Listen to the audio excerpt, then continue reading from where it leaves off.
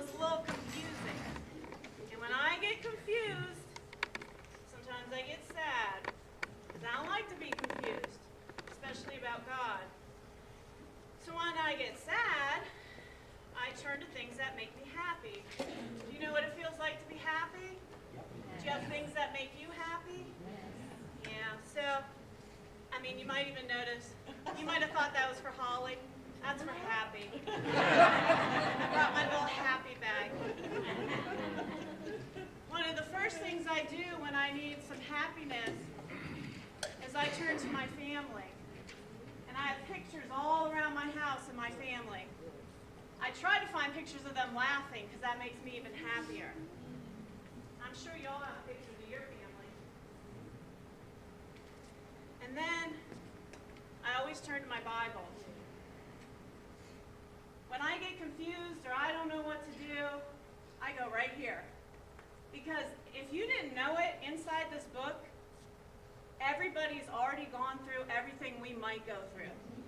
There is nothing you can go through that hasn't happened, and it's in here. And you can read about it and hear about how people got through it. And then, I have my prayer shawl. Now, y'all know how important these are at St. Gabriel's. Every single week, we ask people if they'll be a part of the prayer shawl ministry because this is so important. When I need to pray, or when I need people to pray for me when I can't pray, I go to my chair and I sit with this. And I hold it, or I put it on me, or I set it in my lap, and I can pray. And if I can't pray, I know that other people have held me up in prayer. So I know it's all good anyway, because God's got me. These are so important. Prayer Shawl Ministry meets this Wednesday. In case you want to be a part of that vital ministry. You go, Holly. Now this, I don't share this with many people. So y'all, I love y'all much, because I'm sharing this with you. This is my blankie. Do you have a blankie? You have 4. Wow. See, aren't our blankies so soft? Do you know how old my blankie is? My blankie is actually older than me. Wow. My blankie is 46 years old, just barely older than me. Because my grandma, she started making this blankie for me the day she found out that I was going to be. See, she didn't even know if I was going to be a boy or a girl. Right? We're gender neutral in our family. So my grandma, she started making this for me, and when I was born, no one knew what was gonna be. I was very sick. I was a very sick child when I was born. The doctors didn't think I was gonna live, and it was very hard. It was very hard on my family, in time, in money, and energy. And they would wrap me up in this blanket, and I couldn't breathe very well, just like now.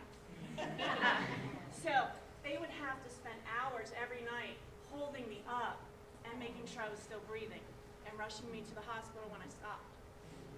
So this blankie then, both my parents were in the Army, and my parents were divorced. So they would live here or there or everywhere, and depending on where they lived and they thought the best place for me, I would go there. So this blankie always went with me.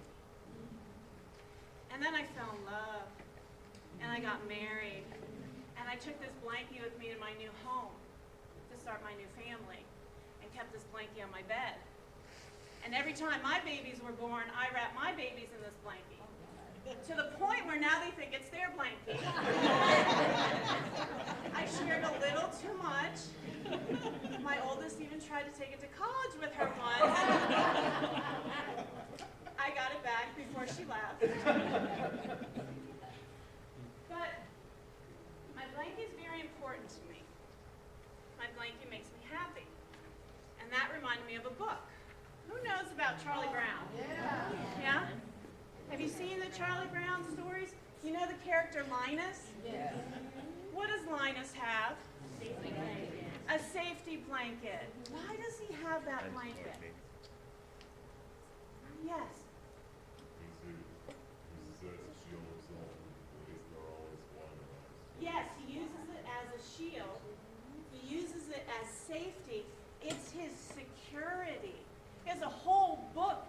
him and his blankie. Happiness is my blanket. Because his grandma was coming to visit and everybody was making fun of him. Get rid of your blankie, you're getting too old. And he said, no, it makes me feel safe, it makes me happy, I feel loved. Well, that's what my blanket makes me feel. It's not the blanket though. This is what's important today.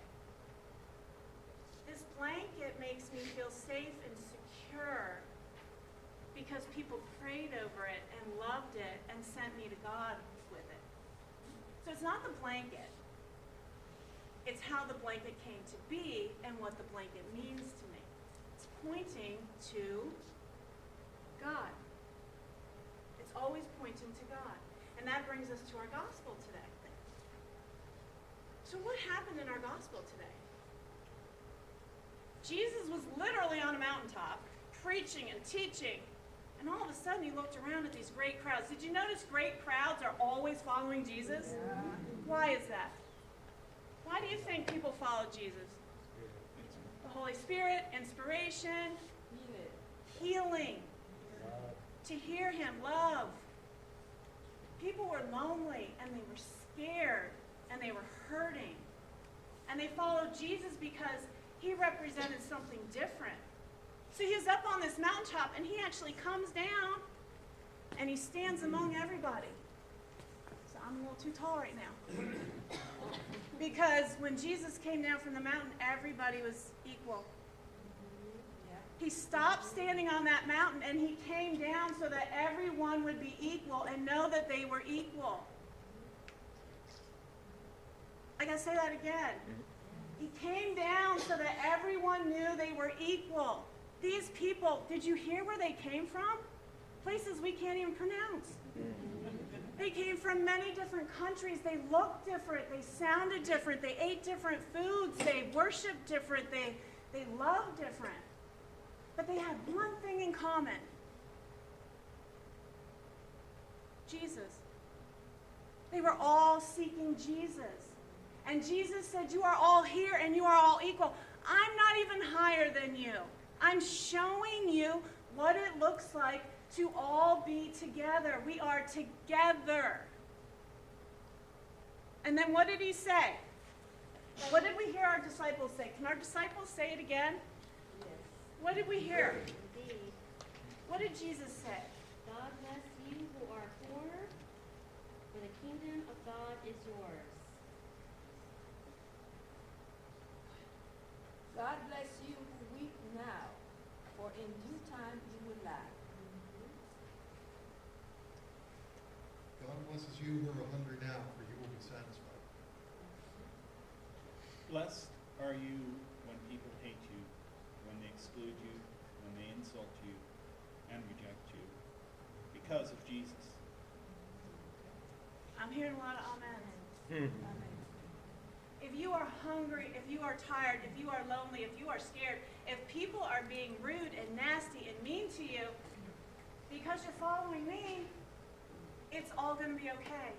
I am right here with you, in the midst of you, and I've got you, and you're going to be okay.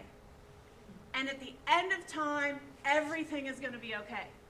In the end, all will be well.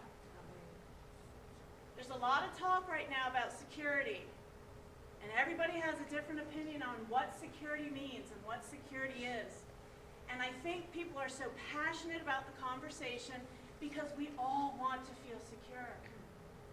But the truth as Christians, as we know it, is our only security is in God, in Jesus, and in following Jesus. He says, woe to you. He wasn't shaming anyone. He was right in the midst with the woe-toers. He was saying, you know what? You got some money right now. That's awesome. But be careful, because that money could be gone tomorrow. And if you learn to rely only on money, you won't know how to rely on me. Woe to you who are full, and your table is set. Maybe you ought to share some of that with folks who don't have enough, so you remember that came from me. And you might end up being hungry tomorrow, and somebody's going to help you and feed you. And that came from me. Woe to you who are popular and have power and have a voice. If you have a voice, don't use it for yourself. Use it to expand the kingdom and bring equality for everyone. Remember, it's me who gave you your voice.